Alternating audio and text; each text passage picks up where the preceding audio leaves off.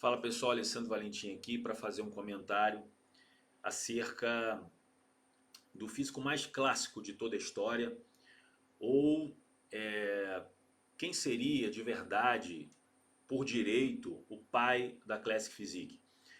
É importante a gente colocar que, na minha interpretação, essa observação a respeito do físico de um atleta, de um fisiculturismo, dividido por categorias, é algo bem recente. Nos anos 60, 70, até 80, não se tinha essa interpretação ou esse olhar para o fisiculturismo dividindo por categorias. Né? Tipo, é o Classic Physique, é o Open, ou é o Mass Monsters. Né? Eu acho que isso começou a mudar a partir de Dory Yates em 1993, quando o Dory Yates realmente veio com uma proposta diferente de físico. Até então, tudo era classic, mas sem se interpretar dessa forma. Era fisiculturismo. Então muitos caras surgiram, né, principalmente ali nos anos 80. Eu acredito que os dois Mister Olympias que mais caracterizaram essa categoria, né, Classic Physique, os físicos clássicos, foi o de 88 e o de 92. Acredito eu que o de 92 realmente foi o ápice, né? Físicos do Kevin Levrone, por exemplo, o Francis Benfato, caras assim que apresentaram físicos extremamente condicionados, com uma excelente linha e clássicos. Aí a partir de 93 a coisa realmente muda, porque o Dory Yates é aquela coisa, né? Não sabe brincar, não desce pro play. O cara realmente veio, né, com uma outra ideia, falou: eu vou mudar o jogo inteiro.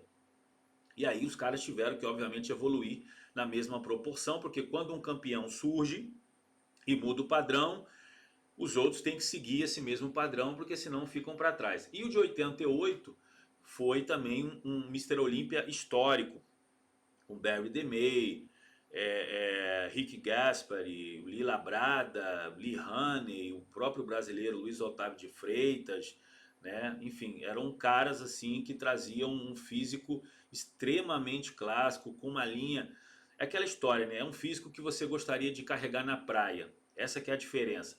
Agora, o maior representante para mim, cara, da Classic Physique, desse físico que carrega essa bandeira desde sempre, foi o Frank Zane. Porque a gente tinha o Steve Reeves no final da década ali de 40, os anos 50, mas o Steve Reeves não competiu por muito tempo. Ele competiu ali nos anos 40, venceu o Mister América, venceu o Mister Universo em 50, mas depois ele foi para uma carreira de cinema. O Frank Zane eu acho que foi o cara que mais carregou a bandeira, mais, né, uma carreira mais duradoura. Então assim, em 1965 ele vence o Mister Universo da IFBB na categoria de peso dele, ele perde no overall, senão ele poderia inclusive estar competindo naquele Mister Olímpia de estreia junto com o Larry Scott e o Harold Pulley.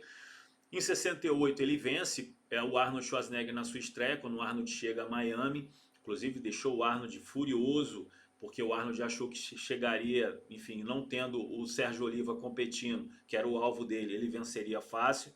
Inclusive ele ficou hospedado na casa de um dos representantes do Joe Weider na Europa, porque ele não tinha visto, e nesse período ele realmente não se preocupou com o que ele iria apresentar em Miami. E o Frank Zane competiu, por exemplo, nesse ano no Mister América, Mister Internacional, Mister Universo, ganhou tudo. E em 70 ele vence o Mister Universo da NABA na classe de peso dele. E só que, enfim, ele decide não competir entre os profissionais. Em 70, ainda esse ano, ele faz um guest pose no Mister Olímpia. Mister Olímpia que competiram o Arnold, o Sérgio Oliva e um cara muito pouco conhecido da maioria chamado Reg Lewis, que chegou a fazer aquele filme juntamente com David Draper chamado Não Faça Ondas.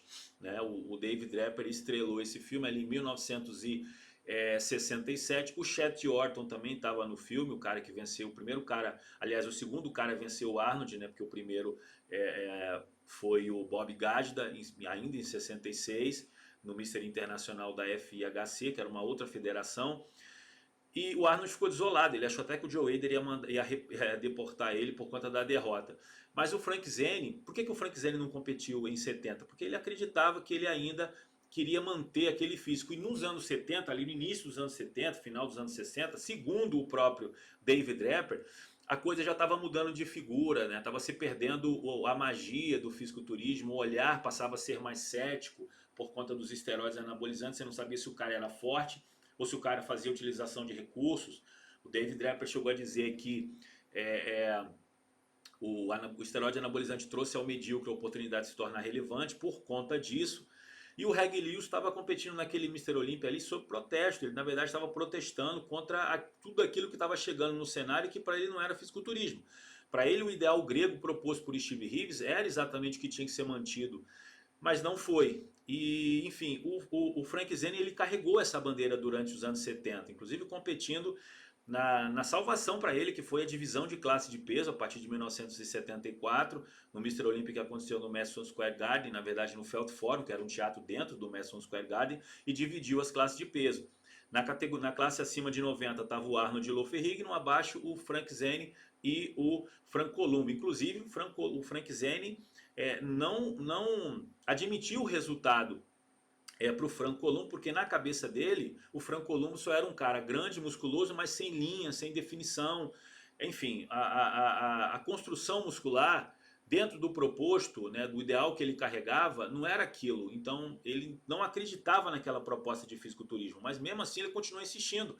Em 1976, quando o Frank Columbu vence o Mr. Olympia, ele decide competir no World Strongman, um evento, né, de força, acabou se lesionando e era a chance do Frank Zane realmente conquistar o seu lugar. Mesmo assim, ele não era considerado o favorito. Quem era o Robbie Robson, depois veio a ser o Mike Manson. O Robbie Robson, inclusive, foi considerado o novo Arnold, o cara que realmente viria para suceder o Arnold Schwarzenegger. Mas o Frank Zane provou mais uma vez que o ideal de físico que ele propunha era exatamente o que o fisiculturismo precisava.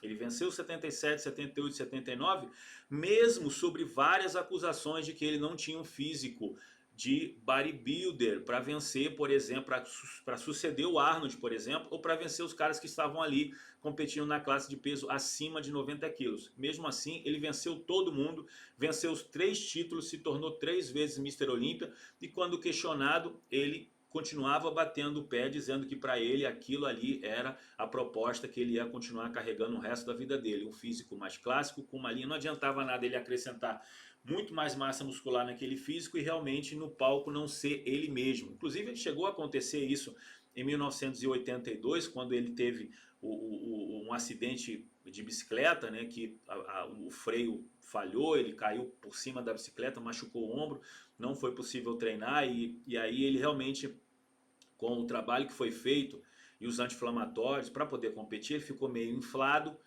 e não chegou na sua melhor forma, estava bem acima do seu peso. Isso provava que realmente o Frank Zane era aquilo ali, era o físico que ele apresentou nos anos 70.